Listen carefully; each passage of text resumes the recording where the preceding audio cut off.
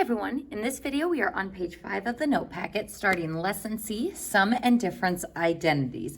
So we want to know if the following statement is true. Sine of 45 degrees plus 30 degrees versus sine of 45 degrees plus sine of 30 degrees. Now, if I were to describe what we're trying to prove here, it's can I distribute a trig function? Can I distribute a trig function to a binomial? Or maybe a better way to say it is trig function within itself.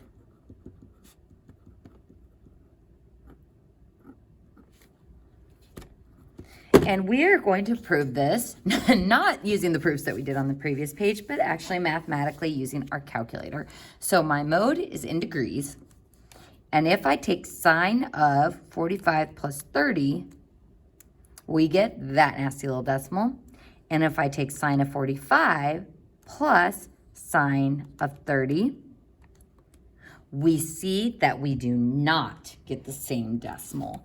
So this is not a valid equation. This is not true. So can I distribute a trig function within itself or to the angles inside? Yeah, actually, let's state it that way. Can I distribute a trig function to the angles inside? And the answer is no. Now, we've actually seen this before with logs and also with square root functions. So if we have 4 squared plus 2 squared, or actually let's do 3 squared.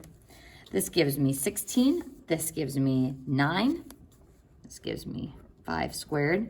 So can I distribute the square root within itself and say that 4 plus 3, or the square root of 4 squared, square root of 3 squared, is equal to 4 plus 3 equals 5.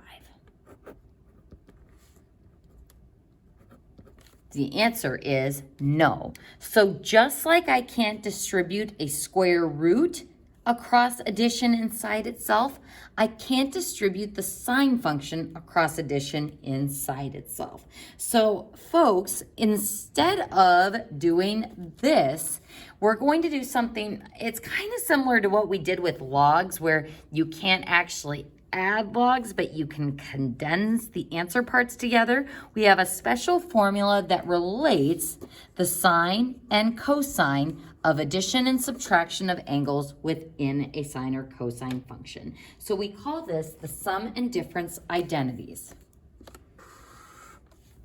The calc teachers have said it would be super duper if you had these memorized, but you do have these formulas at your fingertips on our Canvas website. So on the document that says unit circle and formulas, the unit circle is the first page. And on the second page, you will see some helpful identities.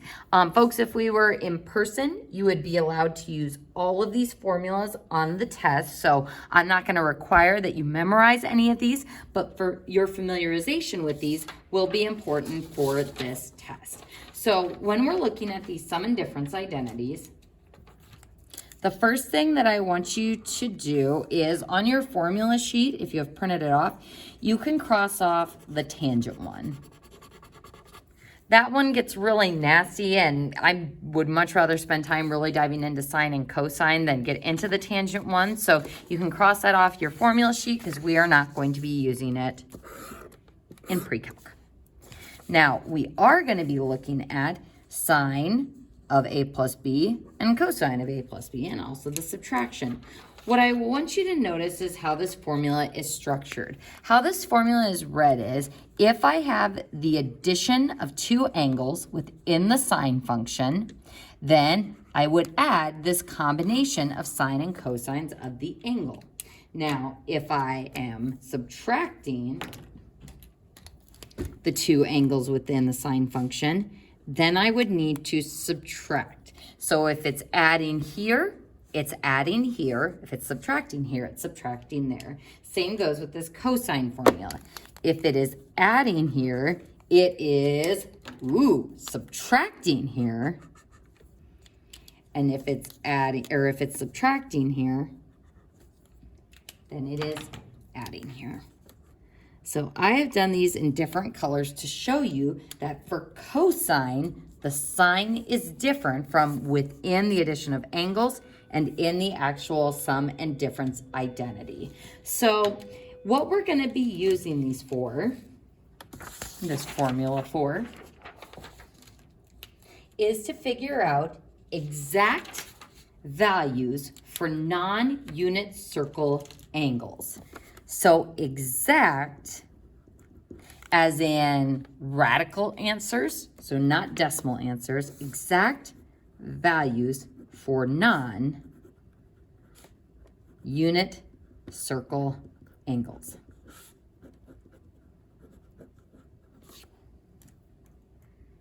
Exact values for non-unit circle angles. So, for example, cosine of 15. So if I've got the cosine of 15, here's 30, here's 45, here's 60. 15 is not on the unit circle, so there's no way, well, just looking at the unit circle, there's no way for me to find out the radical and fractional coordinates of 15 degrees. So this is where we get into using the sum and difference identities. 15 degrees is not on the unit circle. But what we can do is use our easy angles that are on the unit circle and try to get it to equal 15 using these sum and difference identities. So my easy angles, we usually try to stick to quadrant 1, although we'll encounter some examples where we're going to have to go beyond quadrant 1. But my easiest angles are 30 degrees, 45 degrees, and 60 degrees, or pi over 6, pi over 4, and pi over 3.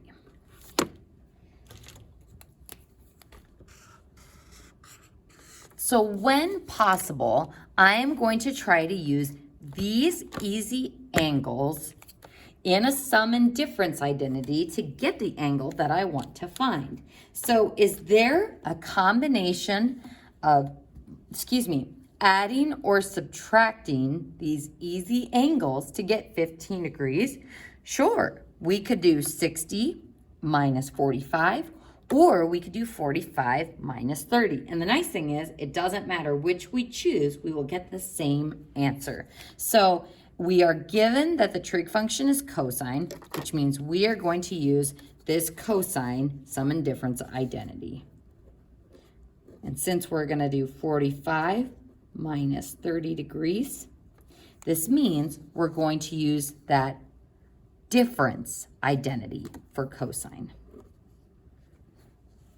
So this shows in the formula that we have cosine of A minus B. So that means 45 is going to be my A angle. 30 degrees is going to be my B angle. And it's minus in between those. So when we expand it to be the identity, we are going to need to use that plus sign. So cosine of 45 minus 30 degrees is equal to cosine of A. Our A angle is the 45 degrees here.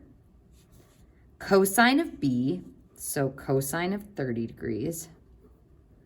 And then plus, since we're using that bottom variation, sine of angle A, the 45 degrees. And then sine of angle B, the 30 degrees. I'm really going into this other problems territory. That's okay.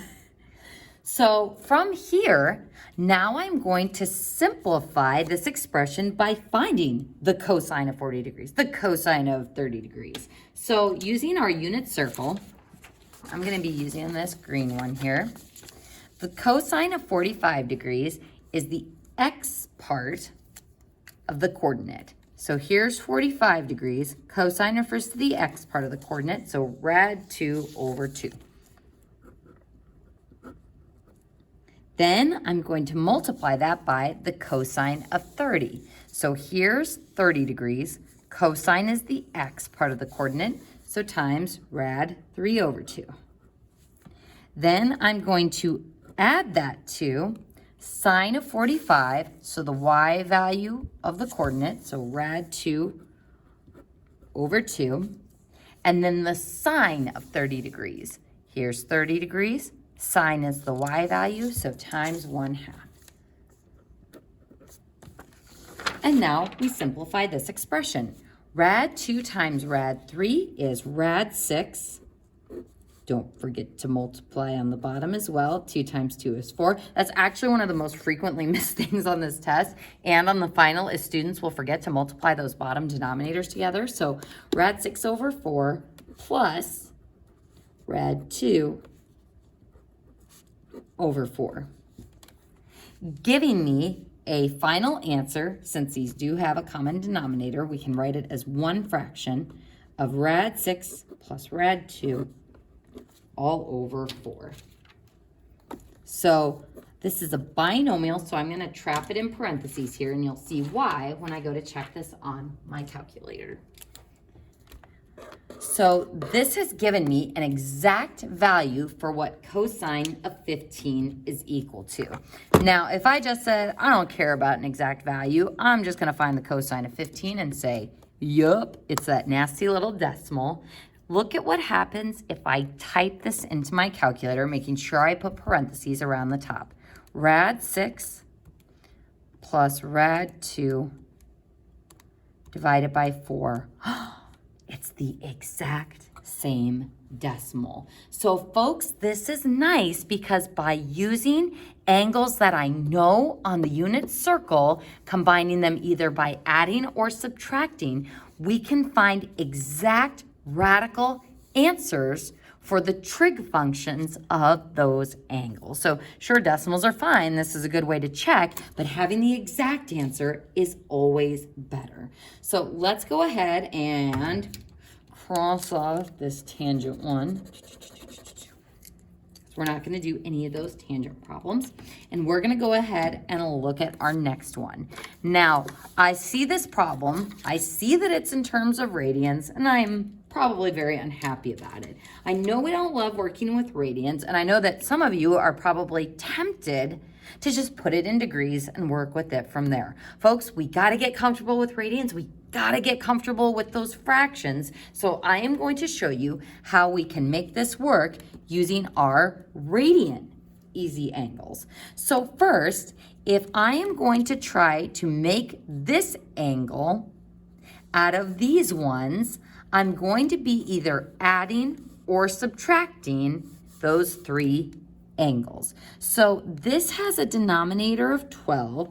So what I'm going to do is put my easy angles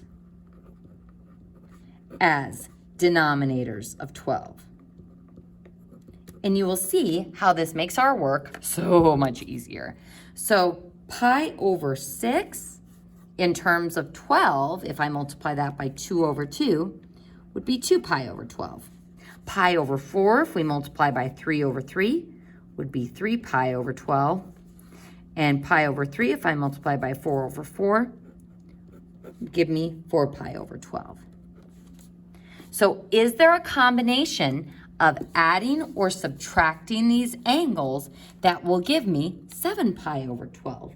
Hopefully, it's way easier to see now that I can add 3 pi over 12 plus 4 pi over 12 to get 7 pi over 12. So I am going to use the sine sum identity. So sine of 3 pi over 12 plus 4 pi over 12. I'm going to go ahead and simplify that to be my actual unit circle easy angles. So that would be pi over 4 and pi over 3. So now I am going to use the identity to expand this. So I'm using the sine sum identity. And since it's plus, I'm going to need the plus when I use the right side of the identity. So this is going to be equal to sine of my first angle, so sine of pi over 4, times cosine of the second angle, so pi over 3, plus cosine of the first angle, pi over 4, times sine of the second angle, pi over 3. And as you can see, this formula is very similar to the one that we just used. So it's always A and B, A and B, A and B, A and B. But this is opposite trig functions, sine, cosine, cosine, sine. This one is same trig functions, cosine, cosine, sine, sine. So eventually you might want to try to have these memorized, but on the test, I would expect that you should use your formula sheet. But it doesn't hurt to familiarize yourself with these and try to come up with a way of getting them memorized. So now, trouncing on to our unit circle. Hopefully, you know that pi over 4 is in the middle of quadrant 1, so this is going to have a y value of rad 2 over 2, which means cosine of pi over 4 will have an x value of rad 2 over 2. Then cosine of pi over 3, cosine of the 60 degrees, or pi over 3, is 1/2, plus sine of pi over 3 is the y value, so times rad 3 over 2. So again, we're using the addition identity for sine. So it's a plus here and a plus over there. So now we simplify. Multiply straight across. Don't forget to do it with the denominators. And we get rad 2 over 4 plus rad 6 over 4. And we end up getting rad 2 plus rad 6 over 4. And folks, the only reason I have put that in parentheses is so that I can remember to put those parentheses in when I check myself on my calculator. Now, before I do that, I'm going to need to make sure that I switch my mode from degrees to radians. So sine of 7 pi over 12. And if I type in this nasty radical business, it's actually the same as the one we just did, just rad 2 and rad 6 are switched around. We get the exact same decimal value. So that is how we use these sum and difference identities to find degree and radian measurements that are not on the unit circle. And that concludes page 5.